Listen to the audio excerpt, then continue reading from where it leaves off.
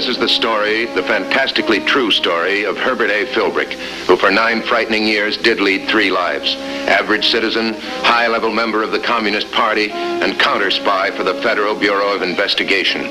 For obvious reasons, the names, dates, and places have been changed, but the story is based on fact. You're about to see the Communist Party's complete disregard for human rights as they effect their plan of sabotage.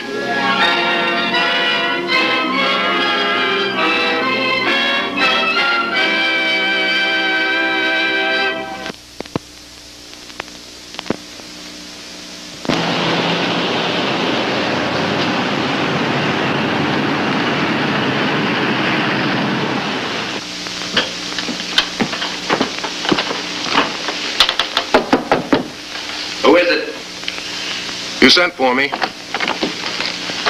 I'm Herb. Oh, yes, come in. I'm Alan Dixon. Well, hello. That's my daughter, Herb.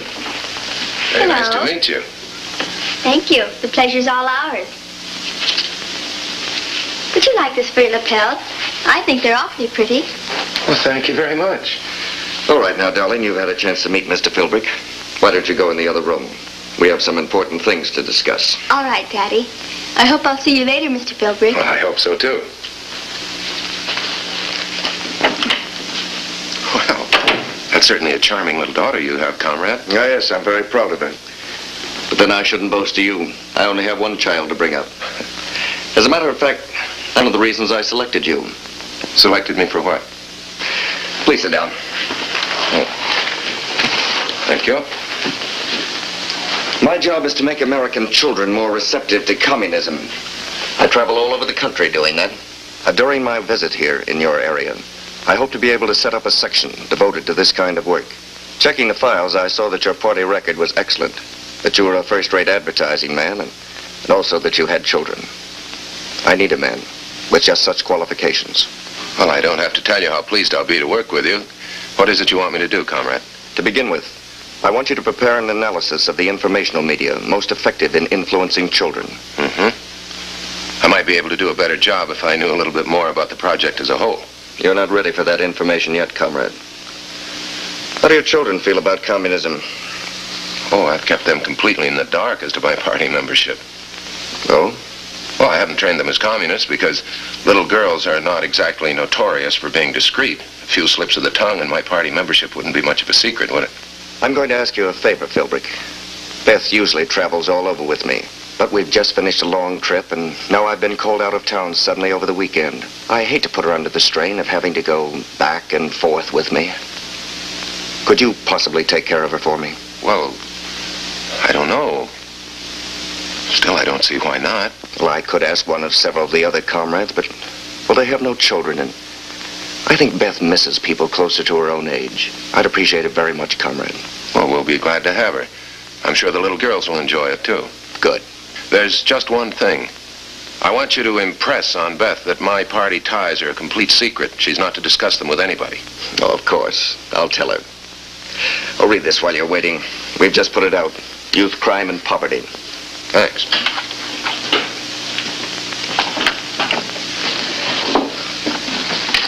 Well, Daddy? It's all right. Now you know how to act. Get as much information as you can, but don't get caught doing it. If there's anything peculiar about his party activities, I want you to find out what it is. I always did what you wanted before. Didn't I, Daddy? Yes, darling. And I know you will this time, too. Well, we're all ready. Thank you for letting me stay with you, Mr. Philbrick. I know I'm going to love it. Well, we're going to love having you. And I'm sure I'll enjoy playing with your little girls, too. Bye, Daddy. Goodbye, darling. Let's go, Mr. Philbrick. Here we go.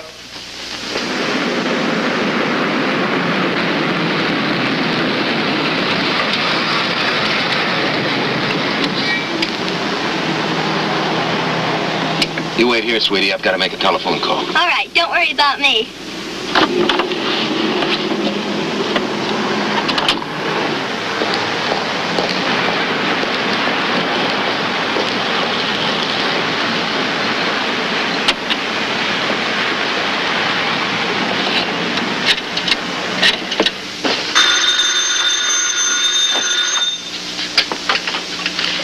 Hello? Well, yes, Herb. Darling, I haven't got time to explain right now, but is grandmother still there? Yes.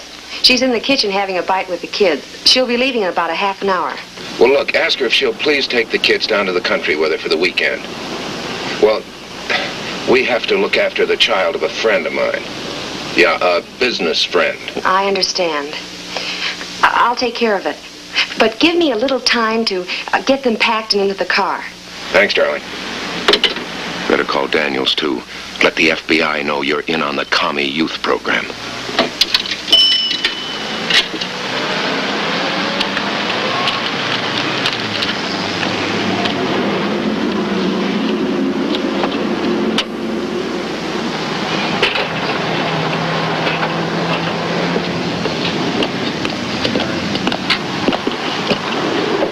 Feel like a bite to eat?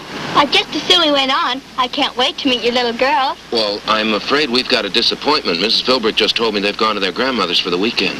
Oh? Okay, then I guess we can't eat. I'm pretty hungry after all. Good.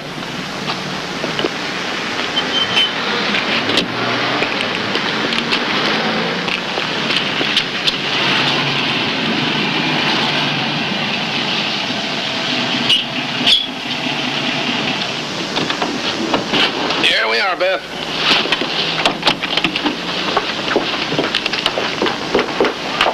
Hello, Herb. Hi, darling.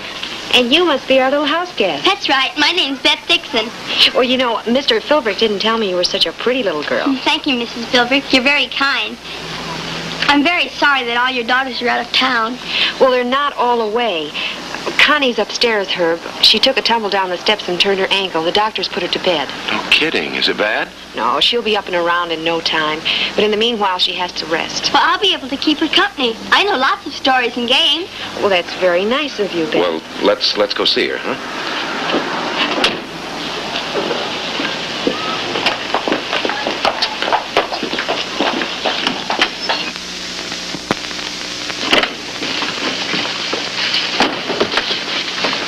Hi, Daddy. Hello, darling. How do you feel? Pretty good. Now that you're here, Daddy. You always know how to say the right thing, don't you? Connie, this is Beth. Beth's going to stay with us for a few days. Oh, that's swell. And I'll stay with you all the time, Connie. Then you won't be thinking about that sprained ankle. Thanks. That would be wonderful. Could she sleep on my other bed? We'll see. Sit down, Beth. Have you ever sprained your ankle? It sure hurts. Only for a little while. I'm sorry it happened, but I'm glad you're home. Well, I've got an appointment, darling, so I'll be back in a little while. Okay, Dad. Meanwhile, Beth can tell me all about herself. I'd love to. I'll see y'all later. I'll go down with you. Bye, kids. This Beth, she seems so sweet. Is it all an act? I don't know. She's the daughter of a party bigwig. She's been surrounded with doctrine all her life. I suppose some of it's rubbed off on her. Then maybe I shouldn't have kept Connie home. Maybe I should have sent her in spite of what the doctor said. No, I wouldn't worry about it. Beth's been told not to discuss party business while she's here. Let's just hope she's well disciplined. It's not? Well, if not, we'll just have to do some explaining to Connie, which I don't even like to think about. Well, I gotta go. On my way to the FBI, they're showing considerable interest in Dixon and his daughter. See ya. Bye-bye.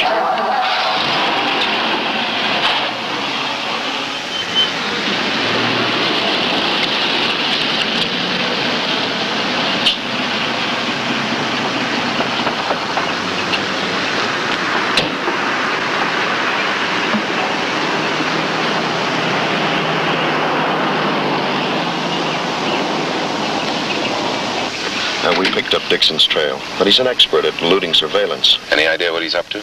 Not completely. We've had a lot of reports on this Commie children's program, but we don't have the whole picture yet. Yeah. Is Dixon in charge? At the moment, I think so. Whatever you can get on him, who he went to see and why, will be a big help. What about that analysis he wants? Well, like always, make a carbon copy for us. Do you think the little girl will be any help? I'll see what I can do with her. Well, be careful of her. Yeah.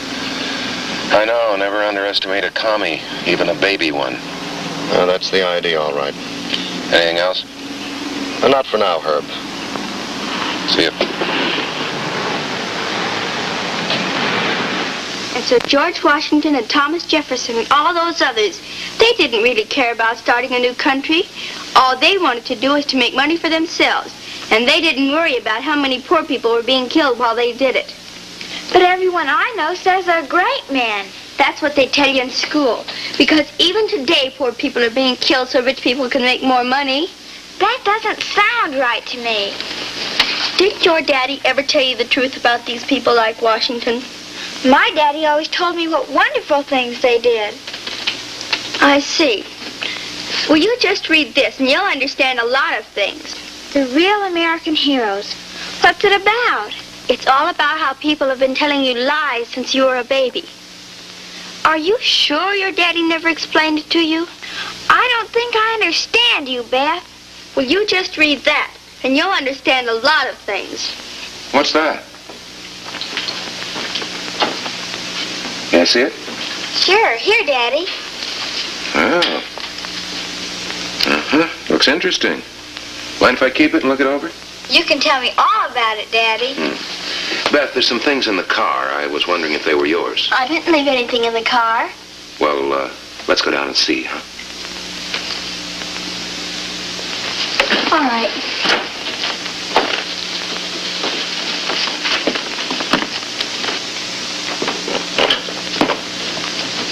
What did you want to talk to me about, Mr. Philbrick? I couldn't help overhearing some of your conversation with Connie, Beth. You're pretty well informed. My father made sure of that. Uh-huh. Your father's a very capable man. By the way, these pamphlets, who writes them for him? I don't think I ought to tell you that. Well, I know all about it anyway, Beth, but suit yourself. You don't know about it. Nobody knows about it except my father. Why are you lying to me? Lying's a pretty strong word, Beth. I'm sorry. Come here. You knew my party membership was a secret, didn't you? It shouldn't be a secret from your own family. Yeah, but nevertheless it is, and you knew it. And yet you talked to Connie the way you did. You gave her this pamphlet. She's not trained the way you are. If she said the wrong thing to the wrong people, my usefulness to the party would be ruined.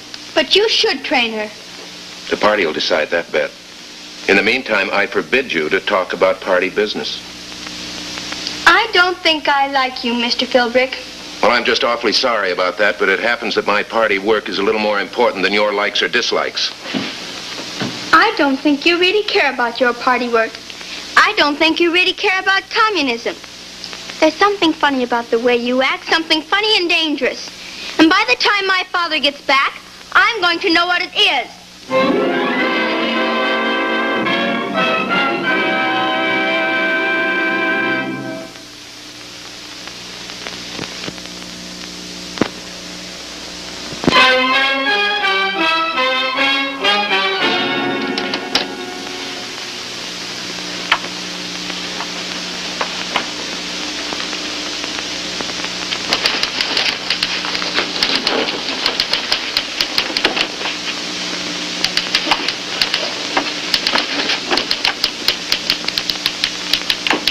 Haven't you finished yet, darling?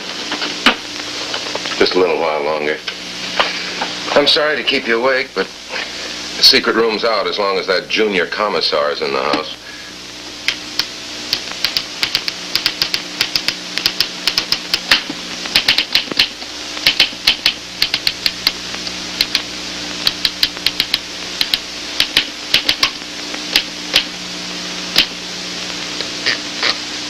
Copy of the report on the best means of poisoning the minds of American kids.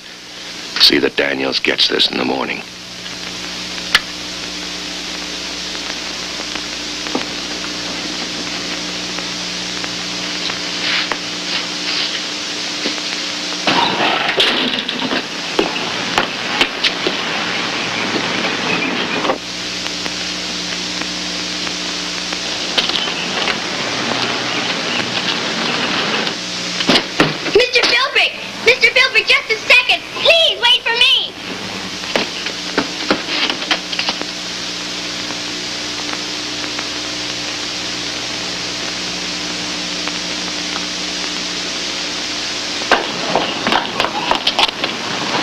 What is it, Beth? I want to apologize for last night, Mr. Philbrick. That's all right, honey. It's all forgotten. I believe in communism so much that I often do foolish things. My father tells me that, too. Herb. I'm glad I caught you. Why? What's wrong? Oh, the incinerator again, the draft. I can't light it. Do you think you have time to look at it? Yeah.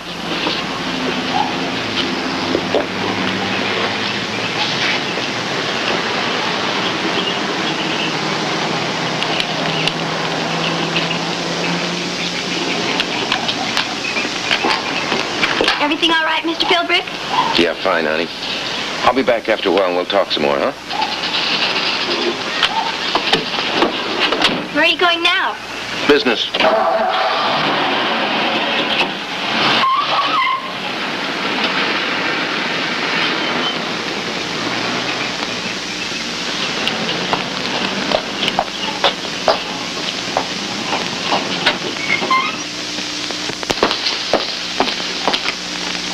Where was Daddy going? Oh, he had a business appointment. I saw you take an envelope out of the car. Me? An envelope? I saw you out of the glove compartment. Then you hid it behind you when you were talking to him. I didn't hide anything. This? It's just a letter I forgot to mail yesterday. Oh?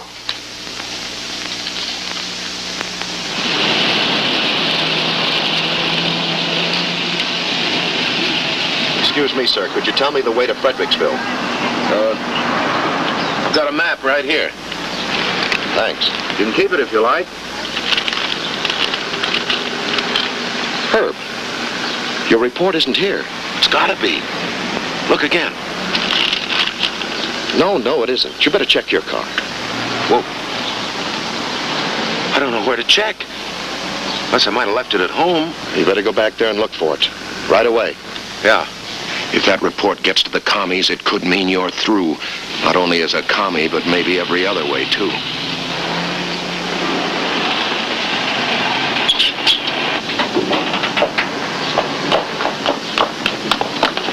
Look in the glove compartment of the car. See if anything's missing. Something's missing, all right. Did you find it? Connie just told me she saw Beth take an envelope from there this morning. Of course. While I was at the incinerator. What was it, Herb? Something the party wouldn't particularly approve of. Is Beth around? No, she's disappeared. That little devil's probably taken it to the Kremlin by now.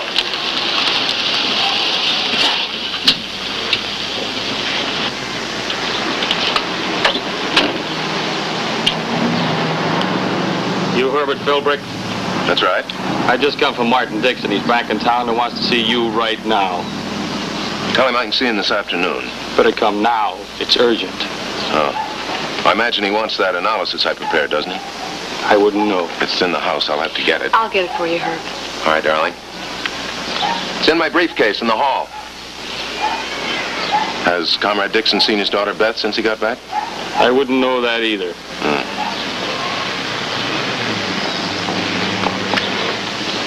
Here, Herb. Thanks, darling. When will you be back? Oh, I don't know. This shouldn't take long, should it? I haven't any idea. Come on. But I'll follow you just to make sure you get to the hotel.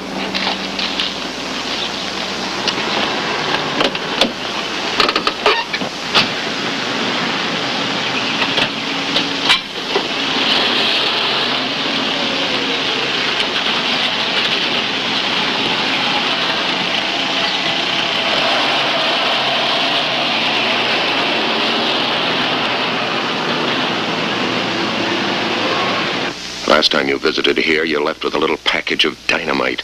This time you'll be lucky to leave it all. Who's there? Herb. Sit down, Philbrick. Hello, Beth. Have you done the analysis I've asked for? Yes, I've got it right here. Give it to me.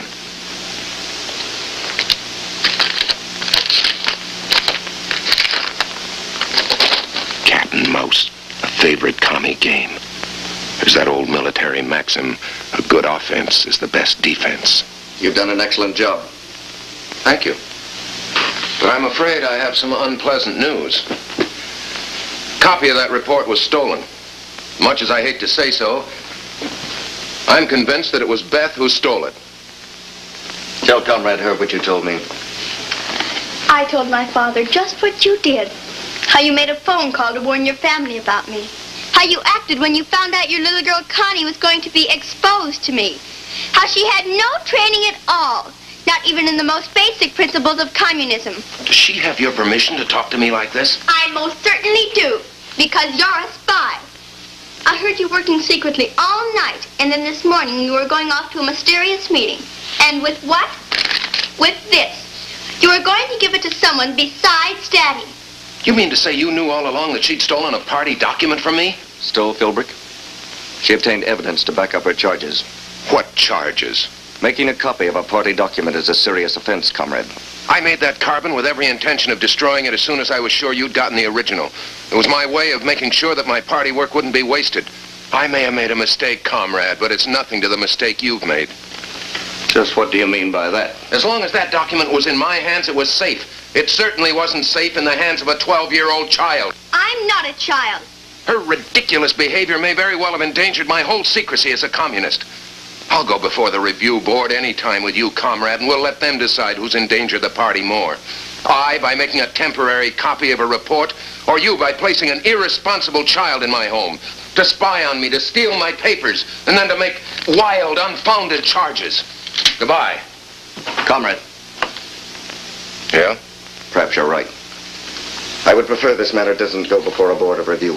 But I intend to clear myself of these charges. There are no charges, Philbrick. I withdraw them. Daddy! Leave us, Biff. But Daddy! I said leave us.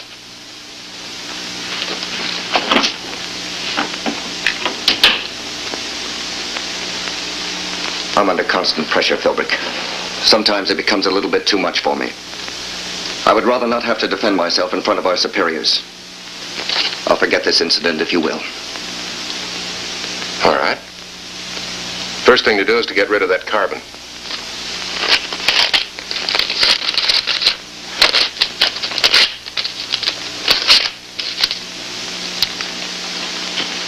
That's that. No, not quite. I like this very much. I'm going to give you a bigger part in my project. I'm not sure I want it now. Forget your personal feelings, Philbrick. This is for the party. Here are the plans for a secret publishing company in this area designed to produce material for children. Take them with you. Study them. And I'll contact you later. Thanks. And don't be too hard on Beth. You're right, you know. She's just a child. That was as close as you'll ever want to come, Philbrick.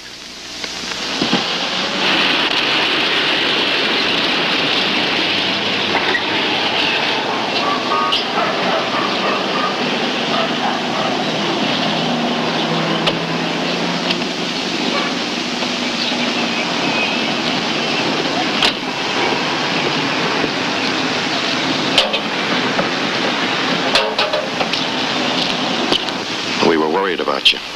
Turned out all right. I did have to get rid of that report I made to Dixon, though. Well, as long as you're okay. Got something else for you.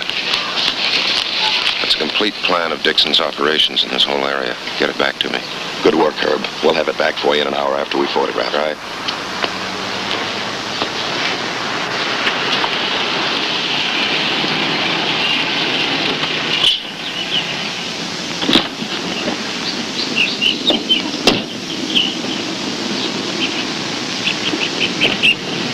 And so Washington, Jefferson, and Hamilton, and the other great patriots founded this country so that all men could be free and equal. That's the way they taught it to us in school, Mommy. And don't you ever forget it, darling. Hi, Daddy. Hi, honey. Are you all right, Herb? Yeah, sure, I'm fine. Go on, don't let me interrupt you. Oh, we're all finished for today. I just had to make sure that everything Beth Dixon told me was lies, and they sure were. Mommy said she isn't coming back here anymore. That's right. I'm glad. I didn't like her very well. I feel sorry for her. Sorry? Yes. I don't know why. It seemed to me that even though she was smiling all the time, she didn't really mean it. It seemed to me she was a sad little girl. Don't you feel sorry for her? Yes, darling. Now that you mention it, I guess I do feel sorry for her.